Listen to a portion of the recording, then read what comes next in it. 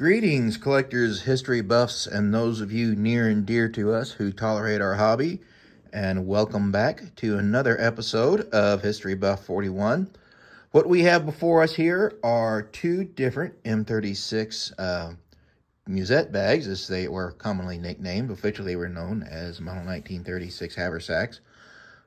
Before us, one was made in 1940, one in 1942, and we're going to take a look at them and go through some of the differences and some of the different identifications. So let's start here on the left with the dark green one.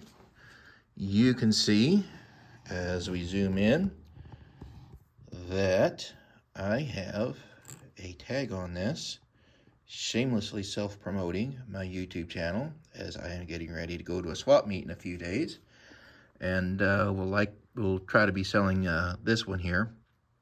I already have it priced, so let's take a look at it. We see a darker, the OD green, like what we're used to, stamped US here, and then someone has stamped their name in here, Nicholas E. Costrino. I haven't done any research on that, but for those of you who are great at researching family history and genealogy and that, you can definitely go into the archives and take a look around.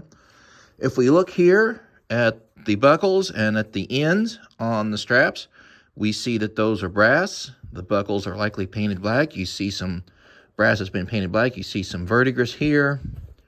You see some more here. And if we open it up, like so, on the inside of the flap, move it down here so you can see a little better, you see the manufacturer right here, which is Atlantic Products Corporation. You see 1940. If we open it up, we look inside, we see basically an empty bag with a divider. And then here on the side is another little bag with a button for carrying whatever in. We flip it over here, we see the straps. Here's another divider where you could poke something into. Our straps, again, largely black painted brass. However, you see here on the ends there's a little rust, so there's definitely some steel in there, in these somewhere. You see some soiling here from use. Right in here, probably somebody from sitting down on the ground with this on their back. These straps could be undone like so, and you do one of two things with them.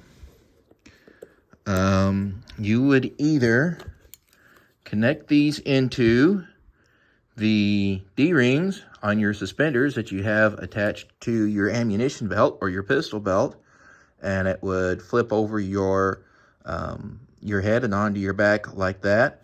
Or there was a carrying strap, and I don't have that, that could be used and run between here, and basically you could use it as a shoulder bag.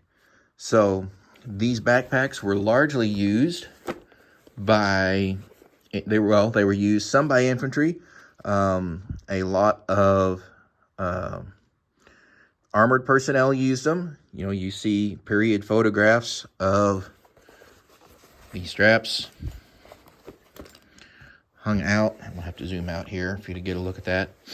Hung out like so, and hung off the edge of a half-track or an armored car or a tank of some sort. They're used by paratroopers. There's a pretty widely known scene from Band of Brothers where, the guys have landed and they're getting, taking off their chutes, and you see one guy throw his musette bag up over his head. But anyway, that's this one. And so we will move over here to this other one, which is kind of interesting because you'll notice this is a lighter color. This is typically what we associate with earlier M36 bags and earlier equipment. It's a little more khaki color, whereas the other one kind of has more of the OD7 color. But that one was made in 1940.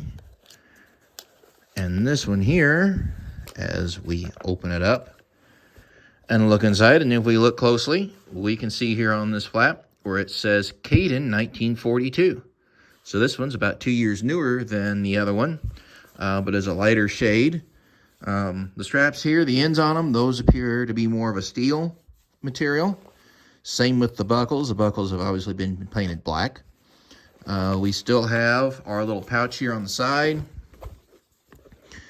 And we still have the little the spot back here for putting more stuff. And the inside looks the same as well, aside from being a different color.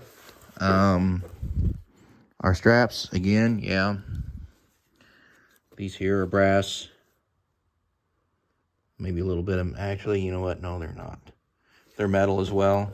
Same with the D-rings. This one here, you can see some rust spots, or, you know, could perhaps be blood. Don't know if this saw combat or not, but that's always a possibility when you're collecting this stuff. So anyway, that's kind of that with these two items.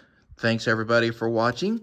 Please be sure to like, share, and subscribe to our channel, and ring the notification bell so you don't miss any upcoming videos. Thank you.